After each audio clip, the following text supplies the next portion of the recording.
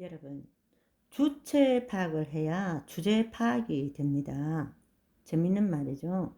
주체 파악을 해야 주제 파악이 된다. 이 말씀으로 며칠 동안 여러분과 은혜를 나누고자 합니다.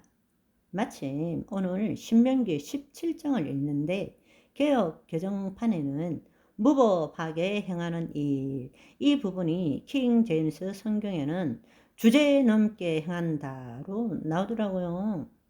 흔히들 대화의 중심이 되는 문제를 우리가 주제라고 말하죠. 반면에 주체라는 것은 사물의 작용이나 어떤 행동의 주가 되는 것을 말합니다. 내가 지금 어떤 것을 생각한다고 했을 때 어떤 대상, 생각하는 대상은 주제가 될 것이고 그 생각하는 자, 나는 주체가 되는 것입니다. 오늘날 많은 사람들은 살아가면서 주제 파악에 열을 올립니다. 주제 파악을 어떻게 하면 잘 할 수 있을까? 왜냐하면 주제 파악을 제대로 못하면 살아남을 수가 없기 때문입니다. 그런데 하나님 나라에 대해서는 거짓자로는 주제 파악을 제대로 할 수가 없다라는 것입니다. 하나님 나라를 온전히 알기 위해서는 먼저 주체 파악이 되어야 비로소 주제 파악이 된다는 것입니다. 그래서 그런 의미로 볼 때 누가복음에 돌아온 탕자 이야기는 매우 많이 들어들 보셨을 텐데요. 누가복음 15장의 돌탕 이야기는 너무나 많은 사람들이 말씀의 주제로 쓰는데요. 그런데 대부분이 말씀의 표면적인 예와 문자적 해석에 기초해서 그 아버지의 무한하신 사랑과 두 아들에 대한 주제 파악에만 초점을 두었지, 정말 하나님 나라의 관점에서 예수님께서 무엇을 말씀하시고자 하는가, 바로 그 주체 파악에 대해서는 거의 말하시는 분이 없다라는 것입니다. 그래서 이 주체 파악의 핵심은 하나님 나라와 이 세상이라는 두 차원을 이해함으로써 둘째 아들의 거짓 자아와 집에 돌아와 거듭난 그리스도 안에 있는 자아, 참 자아를 우리가 알게 되는 것입니다. 여기 누가복음을 통해서 주제 파악이 아니라 주체 파악을 할 때라야만이 예수님이 말씀하신 그 복음의 비밀을 우리가 이해할 수 있다라는 것입니다. 누가복음 안에는 하나님 나라와 이 세상이라는 차원에 대한 이야기가 있고 거짓자와 예수 그리스도로 말미암아 거듭난 자, 그리스도 안에 있는 자, 참자, 이 이야기가 이 안에 들어있다는 사실입니다. 그래서 돌탕 이야기를 할 때 우리는 한 번도 생각해 본 적 없는 두 가지에 대해서 먼저 나누어 보았으면 합니다. 첫째로 이 이야기에 나오는 등장인물은 세 사람이 아니라 네 사람이라는 것입니다.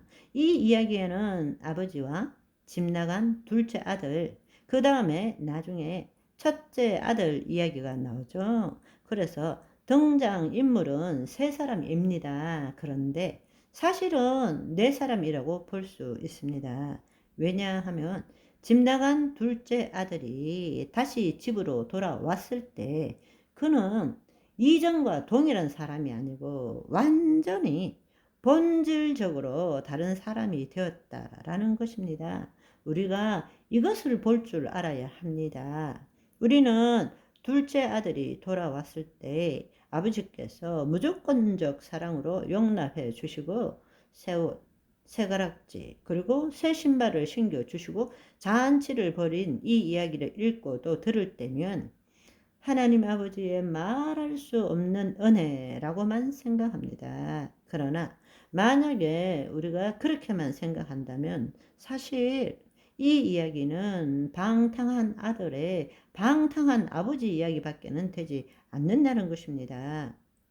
여기에 빠진 이야기가 바로 둘째 아들이 어떻게 아버지 집으로 돌아올 수 있었는가에 대한 것입니다. 바로 이 부분을 예수님께서는 다른 하나님 나라의 모형과 그림자로 비유적으로 말씀하신 것이죠. 여러분, 로마서 5장 8절을 보시면 우리가 아직 죄인 되었을 때 그리스도께서 우리를 위하여 죽으심으로 하나님께서 우리에 대한 자기의 사랑을 확정하셨느니라 말씀하십니다.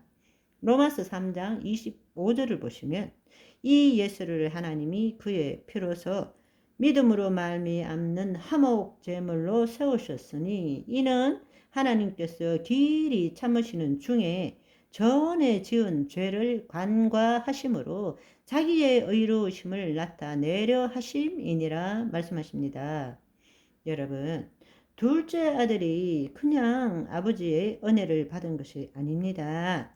하나님은 사랑의 하나님이시지만 공의의 하나님이시기도 합니다. 그리고 하나님께서는 놀랍게도 우리를 로봇처럼 만드신 것이 아니라 자녀에게 자유의지를 주신 것입니다.